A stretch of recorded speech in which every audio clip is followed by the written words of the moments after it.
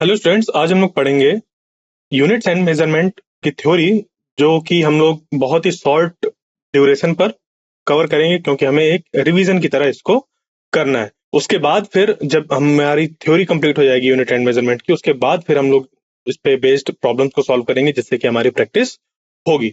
तो थोड़ा सा इसका रिवीजन के तौर पर हमें इसको देखना है, और बहुत ज्यादा मैं इस पे डिटेल कुछ नहीं बताऊंगा, सिर्फ थोड़ा थोड़ा करके सारी चीजें, ताकि आपको रिवाइज हो जाए, रिकॉल हो जाए।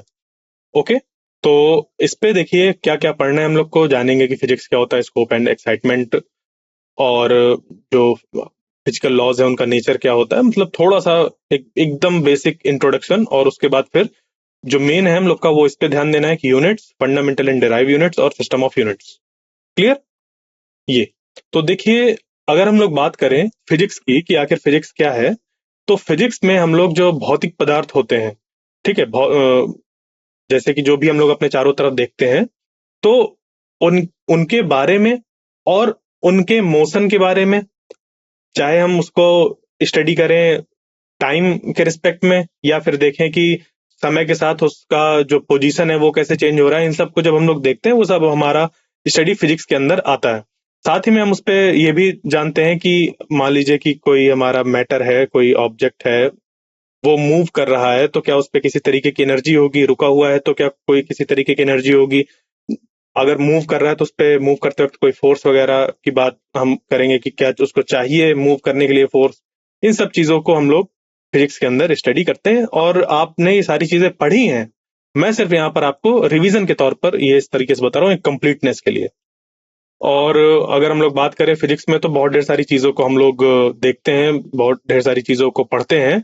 इस पे बहुत ढेर सारे डिसिप्लिन होते हैं, यानी कि इस पे बहुत तरीके की ब्रांचेस होती हैं जहां पर हम अलग अलग चीजें पढ़ते हैं, जैसे कि मैकेनिक्स, या फिर लाइट के बारे में जिसको कि हम ऑप्टिक्स बोलते हैं, थर्मोडायनेमिक्स वगैरह, इन सब में तरह तरह की चीजें पढ़ते हैं। इलेक्ट्रोस्टैटिक्स है, मैग्नेटिज्म है, ये सारी चीजें फिजिक्स के अंदर ही आती हैं, जहां पर हम तरह तरह के चीजों को स्टडी करते हैं। ठीक है। और अगर फिजिकल लॉज की बात करी जाए कि उनका जो नेचर होता है वो कैसे होता है, तो जो फिजिकल लॉज हैं, या फिर कह लीजिए कि जो हम लोग लॉज पढ़ते हैं, चाहे किसी भी तरीके के लॉ, चाहे लॉज ऑफ मोशन हो या लॉज ऑफ रिफ्लेक्शन वगैरह हो, तो है क्या कि हम लोग ने क्या किया, ऑब्जर्वेशंस किए, एक्सपेरिमेंट्स किए, और उससे कुछ फैक्ट्स निकल कर आए कि देखो ये चीज ऐसे होती है। हमने ऑब्जर्वेशन किया, एक्सपेरिमेंट्स किया, और इससे पता चला कि ये जो कुछ भी हो रहा है, जो भी परिवर्तन हमें देखने को मिल रहा है, वो इस कारण से हो रहा है। हमें समझ पे आया कि इस कारण से हो रहा है, तो उसी को बोल देते हैं कि ये लॉ है। वो तब तक वैलिड है, समझिएगा, वो तब तक वैलिड है जब तक कि वो ब्रेक ना हो जाए। यानी कि हमने कुछ ऑब्जर्वेशंस किए, कुछ एक्सपेरिमेंट्स किए, उससे कुछ फैक्ट्स निकल कर आए, हम उनको लेकर मानकर चलेंगे कि ये देखिए क्या है, कि जो भी चीजें हमारे सामने फैक्ट्स की तरह आई हैं कि ऐसा ऐसा ऐसा होता है, उनको एक्सप्लेन करने के लिए हमने कुछ नियम कानून के बारे में सोचा कि ऐसा हो सकता है। और वो तब तक हमारे वैलिड रहते हैं जब तक कि कोई एक ऐसा ऑब्जर्वेशन या कोई एक ऐसा एक्सपेरिमेंट ना हो जहां पर वो लॉज फॉलो ना हो रहे हो। क्लियर? तो इसी तरीके से सारी चीजें होती हैं। और अगर हम लोग बात करें कि जो फिजिक्स है, टेक्नोलॉजी है, या सोसाइटी है, वो आपस में इंटर रिलेटेड कैसे हैं, तो देखिए, जो फिजिक्स है उसका अपना डेवलपमेंट, टेक्नोलॉजी का डेवलपमेंट, एक दूसरे को वो आगे बढ़ा रहे हैं। कैसे? जैसे कि अगर हम लोग थर्मोडायनेमिक सब्जेक्ट की बात करें, जो फिजिक्स में हम लोग पढ़ते हैं, वो थर्मोडायनेमिक सब्जेक्ट डेवलप इसी वजह से हुआ क्योंकि हमारी टेक्नोलॉजिकल नीड थी। वहां पर हमें जो कह लीजिए कि एक तरीके से एक ड्यूरेशन था जहां पर कि बहुत तेजी से रिवॉल्यूशन हो रहा था, इंडस्ट्रियल रिवॉल्यूशन जिसे कहते हैं, जहां पर कि हमें बड़े बड़े इंजन्स की जरूरत थी, एफिशिएंट इंजन्स की जरूरत थी। तो उनके डेवलपमेंट को जब हम लोग ने सोचा कि कैसे इनको और अच्छा कर सकते हैं उन इंजन्स को, तो हमारा जो मोटिव था वो था टेक्नोलॉजिकल डेवलपमेंट, कि एक और अच्छा इंजन आ जाए, एक और अच्छा इंजन आ जाए, एक और अच्छा इंजन, उसकी एफिशिएंसी और हो जाए, कि हम कम खपत में ज्यादा उससे कार्य करा सकें। और उस वजह से थर्मोडायनेमिक सब्जेक्ट डेवलप हुआ, जो कि हम लोग फिजिक्स में पढ़ते हैं। मतलब इस तरीके से टेक्नोलॉजी को बढ़ाने पर साइंस भी आगे बढ़ती है, फिजिक्स भी आगे बढ़ती है।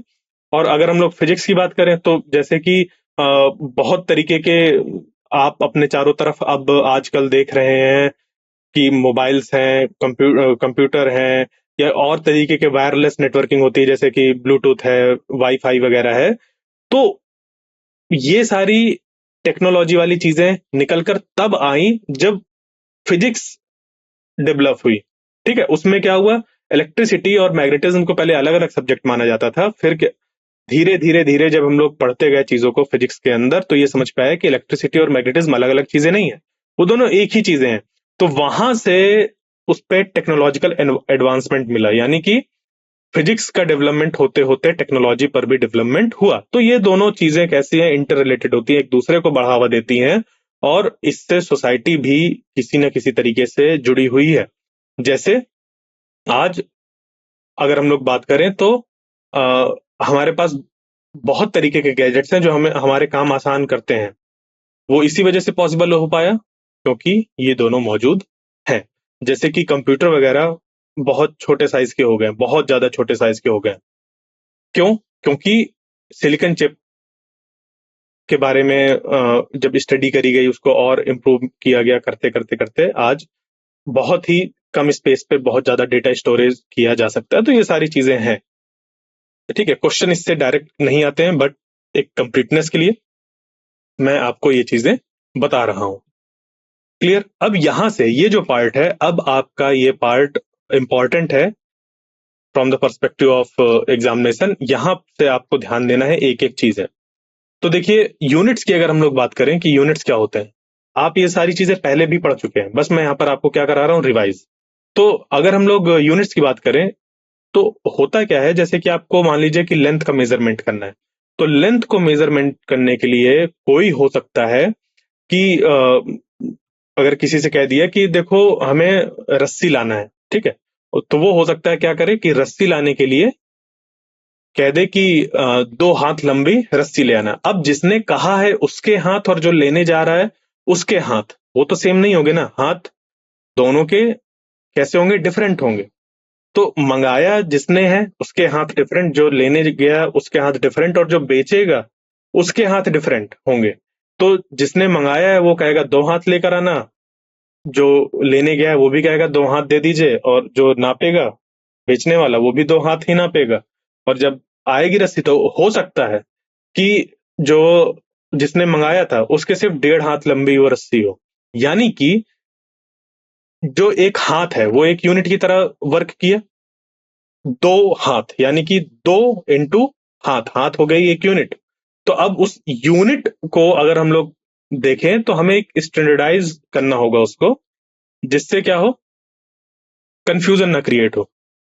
तो इसी को देखते हुए कई तरीके की हमारी जो यूनिट्स थी उन सब को हटाकर हम लोग ने एक ऐसा यूनिट को चूज किया ऑल ओवर द वर्ल्ड, ताकि पूरे साइंटिफिक कम्युनिटी में किसी भी तरीके की जो कंफ्यूजन है वो क्रिएट ना हो कि कोई किसी और चीज को किसी और यूनिट्स पे मेजर कर रहा है, कोई किसी और यूनिट्स पे मेजर कर रहा है।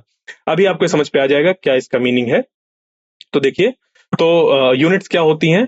Measurement of any physical quantity involves comparison with a certain basic widely accepted reference standard called unit.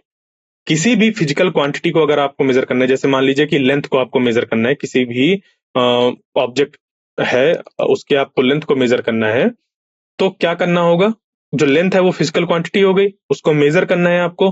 तो हमें कंपेयर करना होगा किसी बेसिक और वाइडली एक्सेप्टेड रेफरेंस से, जिसको कि हम बोलते हैं यूनिट।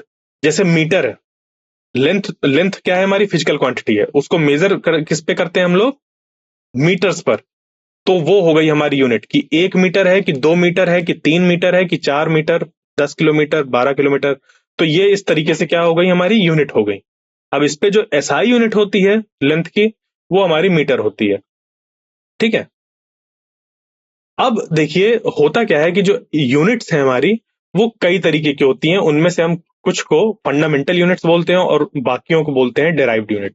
जैसे कि फंडामेंटल यूनिट की हम लोग बात करें, तो फंडामेंटल यूनिट्स को हम किसी और चीज से डिराइव नहीं कर सकते हैं, या एक दूसरे से डिराइव नहीं कर सकते हैं, और इनको और सिंपलर फॉर्म पर नहीं लिखा जा सकता। जैसे मीटर है, मीटर को हम ऐसा नहीं है कि उसको और ब्रेक करके और छोटी यूनिट्स पर लिख दें, नहीं, सबसे छोटी पार्ट्स पर जो हम लोग ने लिख रखा है वो मीटर लिख रखा है। देखिए, मीटर और सेंटीमीटर की बात नहीं हो रही है, मीटर और सेंटीमीटर की बात नहीं हो रही है, हम बात कर रहे हैं जैसे मीटर स्क्वायर है, मीटर स्क्वायर जो एरिया होता है वो मीटर से आया है, मीटर का 2 बार हमने मल्टीप्लाई किया तो मीटर स्क्वायर बना। तो ये है हमारी फंडामेंटल यूनिट, ये हमारी फंडामेंटल यूनिट नहीं है, इसको बोलते हैं डिराइव्ड यूनिट। क्या बोलते हैं इसको? डिराइव्ड यूनिट बोलते हैं। क्लियर? समझ गए? तो जो एम है वो क्या है? हमारी मौलिक इकाई है, फंडामेंटल यूनिट, और एम स्क्वायर है डिराइव्ड यूनिट। जैसे एरिया का जो यूनिट होता है वो होता है मीटर स्क्वायर, लेंथ का जो यूनिट होता है वो होता है मीटर। फंडामेंटल और डिराइव्ड, दो तरीके की हमारी यूनिट्स होती हैं। और फंडामेंटल जो यूनिट हैं वो हमारी 7 फंडामेंटल यूनिट्स होती हैं, और उसमें हमारे दो, एक कह लीजिए कि सप्लीमेंट्री यूनिट्स भी मौजूद होती हैं। तो फंडामेंटल यूनिट 7 होती हैं और उसमें दो सप्लीमेंट्री यूनिट्स होती हैं। क्लियर? देखिए, अब जैसे मैंने अभी कहा था कि यूनिट्स डिफरेंट डिफरेंट लोग चूज कर सकते हैं, और ऐसा होता भी था। बहुत समय पहले क्या होता था, अलग अलग सिस्टम ऑफ यूनिट्स थे। सिस्टम ऑफ यूनिट्स का क्या मतलब है? सिर्फ एक यूनिट नहीं, हमें सिर्फ हमेशा लेंथ थोड़ी ना मेजर करना है, लेंथ के साथ हमें टाइम भी मेजर करना है, मास भी मेजर करना है। तो एक ऐसा सिस्टम ऑफ यूनिट जहां पर कि हम मास, लेंथ, टाइम, इन सभी चीजों को मेजर करते हैं, वो हमारा क्या कहलाता है? सिस्टम ऑफ यूनिट्स कहलाता है। तो ये कुछ थे पहले, कई चीजें थी, जैसे कि सीजीएस सिस्टम था, एफपीएस सिस्टम था, या एमकेएस सिस्टम था, जिसको कि हम लोग हिंदी में सीजीएस प्रणाली या फिर एफपीएस प्रणाली या एमकेएस प्रणाली भी कहते हैं। ये ओल्ड सिस्टम ऑफ यूनिट्स है, इनको पहले बहुत ज्यादा यूज किया जाता था। जैसे सीजीएस सिस्टम में हम लोग जो लेंथ है उसको मेजर करते थे सेंटीमीटर्स पर, जो मास था उसको मेजर करते थे ग्राम पर, और जो टाइम था उसको मेजर करते थे सेकंड पर। उसके बाद एफपीएस में ये ब्रिटिश यूनिट सिस्टम था, इस पे लेंथ को फुट पे मेजर करते थे, जो, या अभी भी कह सकते हैं कि अभी भी करते हैं, बट हम लोग एसआई अब यूज करते हैं, हाँ, हमेशा SI system of units use करते हैं। बाकी मेजर अभी भी कर सकते हैं इस पे, ऐसा नहीं है, फुट अभी भी चलता है, पाउंड अभी भी चलता है, बट जो हमारा एक एसआई सिस्टम ऑफ यूनिट है वो हर जगह पर एप्लीकेबल होता है। तो एफपीएस सिस्टम पर होता है फुट, पाउंड और सेकंड, ये ब्रिटिश सिस्टम ऑफ यूनिट है। क्लियर? लेंथ के लिए फुट, मास के लिए पाउंड और टाइम के लिए सेकंड। इसी तरीके से एमकेएस सिस्टम जो है, एमकेएस सिस्टम पर लेंथ, मास और टाइम को यहां पर मेजर करने के लिए लेंथ मेजर होता है मीटर से, मास मेजर होता है किलोग्राम पर, और टाइम जो मेजर होता है वो होता है सेकंड। अब इसी एमकेएस सिस्टम को, ये जो एमकेएस सिस्टम ऑफ यूनिट था, जहां पर की जो लेंथ उसको मीटर पे, मास किलोग्राम पे और टाइम सेकंड्स पर हम लोग मेजर करते थे, इसी को ही एक्सटेंड किया गया। ये तो 3 सिर्फ यूनिट है ना, इसमें 4 यूनिट्स को और शामिल किया गया, और साथ में 2 सप्लीमेंट्री यूनिट्स।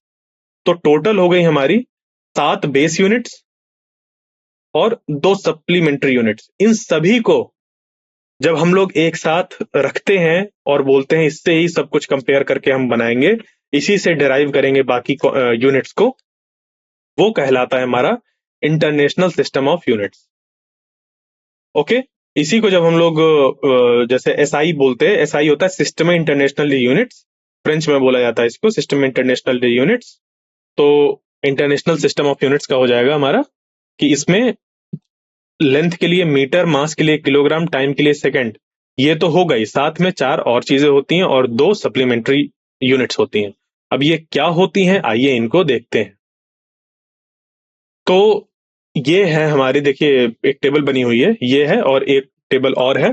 तो यहां पर सबसे पहले देखें, अगर लेंथ की बात करें, लेंथ को एसआई सिस्टम ऑफ यूनिट्स पर किस यूनिट से मेजर करते हैं, तो हम इसको मेजर करते हैं मीटर्स पर। लिखते इसको एम है, स्मॉल एम, जैसे कि 1 मीटर लिखा जा सकता है, या फिर इसी को लिखा जा सकता है 1 मीटर। क्लियर? ये लिखने का तरीका हो गया। उसके बाद उसको डिफाइन कैसे करते हैं, 1 मीटर कितनी लंबाई होगी, इसको डिफाइन करने के लिए एक स्टैंडर्ड फॉर्म लाने के लिए क्या इसको डिफाइन किया जाता है कि जो मीटर है वो एक ऐसी लेंथ है जिसमें कि जो लाइट है वो इतने इनटू एक सेकेंड में ट्रेवल करती है, यानी कि 1 सेकेंड इनटू इतना, या फिर कह सकते हैं कि 1 सेकेंड का इतना पार्ट आप कर दीजिए। इतने सेकेंड में जितनी डिस्टेंस ट्रेवल करती है लाइट, उसी को हम लोग बोलते हैं 1 मीटर। क्लियर? ये अभी आपके लिए जानना जरूरी है कि ये कैसे डिफाइंड है 1 मीटर, बजाय इसके कि हम अभी इस समय आपको ये बताएं इस कोर्स पे कि ये कैसे निकल कर आया, कैसे इसका कंपैरिजन हुआ। इस सब की बजाय अभी जानना ये जरूरी है कि 1/299,792,458 सेकेंड्स में जितनी डिस्टेंस चलती है लाइट, वही हमारा 1 मीटर कहलाता है। यानी कि अगर इतने सेकेंड में लाइट अगर यहां से यहां तक ट्रेवल करती तो इसको हम लोग बोलते हैं 1 मीटर। क्या बोलते हैं? 1 मीटर। क्लियर? और फिर इसी से कंपैरिजन होता है 1 मीटर, 2 मीटर, 3 मीटर, इस तरीके से। मास के लिए होता है किलोग्राम। अब किलोग्राम को कैसे डिफाइन किया गया है? देखिए, किलोग्राम को डिफाइन करने के लिए क्या किया गया, एक प्लेटिनम इरिडियम एलॉय लिया गया, उसका एक सिलेंडर बनाया गया और उस सिलेंडर को बोल दिया गया, एक बना दिया गया, सिलेंडर बना दिया गया और कह दिया गया कि ये 1 किलोग्राम है। प्लेटिनम इरिडियम एलॉय लिया, उससे एक सिलेंडर बनाया और कह दिया कि ये क्या है, ये 1 किलोग्राम है। अब आप किसी का भी मास कंपैरिजन करेंगे तो इससे कंपेयर करेंगे कि इससे 2 गुना है कि 3 गुना है कि 4 गुना है। अगर इससे 2 गुना है तो 2 किलो हो जाएगा वो ऑब्जेक्ट। अगर इससे 3 गुना है तो 3 किलोग्राम हो जाएगा। इससे 4 गुना है तो 4 हो जाएगा। ठीक है? और ये रखा हुआ international bureau of weights and measures, France में। क्लियर? आगे बढ़ते हैं। टाइम के लिए जो यूनिट बनी हुई है वो है सेकंड, और इस पे जो हमारा डिफाइंड है ये कि कैसे होता है। तो देखिए, इसके लिए क्या है कि जो सीजियम 133 एटम होता है, सीजियम 133 एटम, तो सीजियम 133 एटम का जो ग्राउंड स्टेट होता है, ग्राउंड स्टेट में भी उसके मतलब हम लोग जब हायर क्लासेस में जाते हैं तो वहां पर पढ़ेंगे कि जैसे आपने अभी बोर मॉडल पढ़ा है, बोर मॉडल में के एलिमेंट सेल ऐसे बनी हुई हैं। तो एक्चुअल में क्या होता है, के सेल भी एक ऐसी रिजिड, ऐसी कोई रिंग जैसी नहीं होती। ये भी कुछ स्प्लिट होती है, मतलब इस पे भी फाइन फाइन होता है, फिर हाइपर फाइन स्ट्रक्चर होता है। यानी कि इस पे भी एनर्जी लेवल्स होते हैं, ये एक सिंगल नहीं होती, इस पे भी बहुत एनर्जी लेवल से मिलकर ऐसा दिखता है। यानी कि यहाँ पे अगर ऐसे ऐसे ऐसे ऐसे बहुत हो जाए तो ये एक रिंग की तरह, ये के एलिमेंट नहीं बना रहा, मैं के को ही बता रहा हूँ कि के में ही बहुत ढेर सारी यहाँ पर ऐसे बनी होंगी, के पर ही ऐसे बहुत ढेर सारी बनी होंगी। ठीक है? के पर ही, ये के ही है। तो जो आपको के ऐसा लगता है कि के है, उस पे बहुत ढेर सारे एनर्जी लेवल्स होते हैं। उसी पे ही दो हाइपर फाइन लेवल्स के बीच में जब इतने ऑसिलेशंस होते हैं, उतने ऑसिलेशन होने में लगने वाला जो समय होता है वो हमारा 1 सेकेंड डिफाइन है। क्लियर? सीजियम 133 एटम के ग्राउंड स्टेट में रहते हुए जो जब दो हाइपर फाइन लेवल्स के बीच में इतने ऑसिलेशंस होते हैं, तब यहाँ वो हमारा 1 सेकेंड कहलाता है, वो समय हमारा 1 सेकेंड कहलाता है। ठीक है? आगे बढ़ते हैं इस पे। और अब जो अगली हमारी बेसिक यूनिट है वो है एम्पियर। क्या है? एम्पियर। और एम्पियर को कैसे डिफाइन किया गया है? एम्पियर को आप लोगों ने जब आप क्लास 12th में होंगे तो उस पे आपने पढ़ा होगा कि जैसे कि मान लीजिए कि दो वायर है हमारी, और उन दो वायर्स पर मान लेते हैं कि 1 एम्पियर का करंट फ्लो हो रहा है, और वो जो दो वायर है, इनफाइनाइट लेंथ की वायर हम अगर माने, उन दो वायर्स के बीच की जो डिस्टेंस है वो कितनी है? 1 मीटर है। तो अगर उस समय हम ये मान रहे हैं कि दोनों में 1 एम्पियर करंट फ्लो कर रहा है, तो जो इन दोनों के बीच में लगने वाला जो फोर्स पर यूनिट लेंथ जो होता है वो होता है 2 × 10⁻⁷ न्यूटन पर मीटर। ठीक है? तो इसी को हम लोग उल्टा यूज करते हैं और ये कहते हैं कि हम लेते हैं 2 वायर, उन 2 वायर्स के बीच की जो डिस्टेंस होती है वो होती है 1 मीटर, वैक्यूम पर रखते हैं, और जब हम यहाँ पर फिर इन दोनों में बराबर करंट फ्लो कराते हैं, तो जब दोनों में लगने वाला फोर्स पर यूनिट लेंथ इतना हो जाता है 2 × 10⁻⁷ न्यूटन पर मीटर, उस समय हम कह देते हैं कि दोनों वायर्स पे फ्लो होने वाला जो करंट की वैल्यू है वो कितनी है, 1 एम्पियर है। क्लियर ये चीज। तो the ampere is that constant current which if maintained into straight parallel conductors of infinite length placed 1 metre apart in vacuum would produce a force equal to 2 × 10⁻⁷ newton per metre on either conductor. दोनों ही conductor पर इतना force ये लगता है। Clear, आगे बढ़ते हैं। अगली बेसिक यूनिट जो है हमारी वो है केल्विन। केल्विन टेम्परेचर को मेजर करने के लिए यूज होता है। जैसे कि देखिए आप लोग ने डिग्री सेल्सियस या डिग्री फ़ारेनहाइट भी पढ़ा होगा, हाँ या ना? तो उससे जो होता है वो एक्चुअली मटेरियल डिपेंडेंट है, वो सेल्सियस और फ़ारेनहाइट। सेल्सियस हमारा डिपेंड होता है टेम्परेचर के बॉइलिंग पॉइंट और फ्रीजिंग पॉइंट को लेकर, और इसी तरीके से जो फ़ारेनहाइट स्केल होती है वो अल्कोहल पे बेस्ड होती है, अल्कोहल के टेम्परेचर्स को देखकर होती है।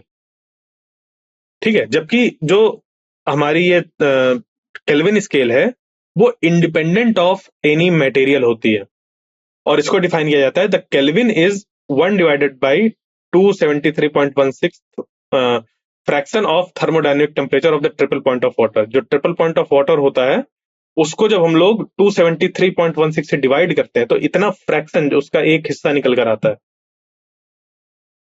वो हमारा कहलाता है 1 केल्विन। क्लियर। फिर आता है अमाउंट ऑफ सब्सटेंस, मोल। मोल हमारा डिफाइन होता है कि इतने नंबर जो कि 0.012 किलोग्राम ऑफ कार्बन 12 एटम में मौजूद हों। ठीक है, मतलब आपने क्या किया, कार्बन 12 एटम लिए, तो उन और उसको कितना लिया, आपने लिया 0.012 किलोग्राम, तो उसमें जितना मौजूद होता है पार्टिकल्स, उतने नंबर्स को हम लोग बोलते हैं 1 मोल। क्या बोलते हैं, 1 मोल। क्लियर। इसी तरीके से जो 7th और आखिरी बेसिक यूनिट है वो है कैंडेला। कैंडेला ल्यूमिनस इंटेंसिटी को डिफाइन करती है, और इसको ल्यूमिनस इंटेंसिटी 1 कैंडेला इसकी बेस यूनिट होती है। और इसको जब हम लोग देखते हैं कि डिफाइंड कैसे है, तो इस पे सिंपली आप ये मान सकते हैं कि जब मान लीजिए कोई एक मोनोक्रोमेटिक सोर्स है जहां से कि एक सिंगल वेवलेंथ या कह लीजिए कि एक सिंगल फ्रीक्वेंसी की लाइट एमिट हो रही है, और उसकी जो रेडियंट इंटेंसिटी है वो इतना हो किसी एक डायरेक्शन पर, तो उस समय हम बोलते हैं कि वो एक कैंडेला उसकी ल्यूमिनस इंटेंसिटी है। ओके, ये चीज। तो इस तरीके से हमारी 7 फंडामेंटल यूनिट हो गई। अब 2 और यूनिट होती हैं, कौन कौन सी? एक तो होती है रेडियन, जिसको कि हम लोग इस्तेमाल करते हैं प्लेन एंगल को बताने के लिए। जैसे कि मान लीजिए कि इस तरीके से कोई यहाँ पर स्पोक है, वो ऐसे रोटेट किया, तो कितना एंगल्स रोटेट किया वो बताने के लिए हम लोग रेडियन यूज करते हैं। रेडियन होता है, इसको RAD भी लिखते हैं।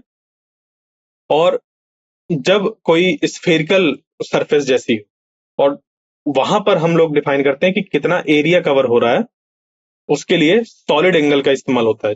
अब इसको आप इमेजिन कर सकते हैं एज अ सॉलिड एंगल किस तरीके से, कि अगर ये स्फेयर है, अगर ये क्या है, स्फेयर है, तो अगर ये स्फेयर है तो इस पे एक हमारी एक ऐसी सरफेस हम कंसीडर कर सकते हैं इस तरीके से। तो इस पे ये वाला जो एरिया है, ये इस सरफेस के ऊपर वाले भाग पर है ये एरिया, ये वाला। ठीक है, तो इस एरिया से हम लोग क्या करें, सेंटर तक रेडियस, जो ये एरिया है इसके सारे कोनों से सेंटर तक हम क्या करें, रेडियस बनाएं, तो वो जो एंगल बनेगा, सॉलिड एंगल कहते हैं उसको। क्लियर, उसको हम मेजर करते हैं स्टेरेडियन पर। क्लियर।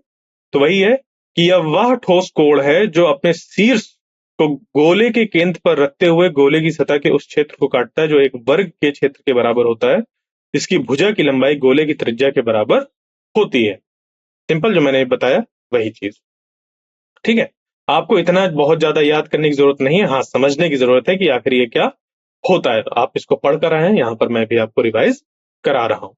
फिर उसके बाद है कि मान लीजिए कि आपने किसी भी तरीके का ऐसा पाथ ऐसे चूज किया, तो अगर हम कोई इसका सेंटर मान लेते हैं, ठीक है, कहीं पर भी सेंटर मान ले या कोई भी एक पॉइंट मान ले, और हम सोचे कि यहाँ से एक ऐसा कोई रॉड गया या कोई रेडियस तरीके की गई, रेडियस तो एक्चुअली नहीं बोल सकते इसको, पोजीशन वेक्टर मान लीजिए कि कोई एक पार्टिकल यहाँ से ऐसे मूव कर रहा है।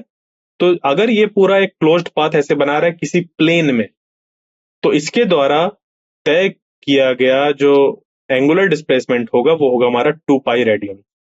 ठीक है, क्लियर? यानी कि यहाँ पर जितना भी एंगल सबटेंड किया है ये पूरा इस स्पोक ने ऐसे घूमते हुए, वो 2 पाई रेडियंस किया है।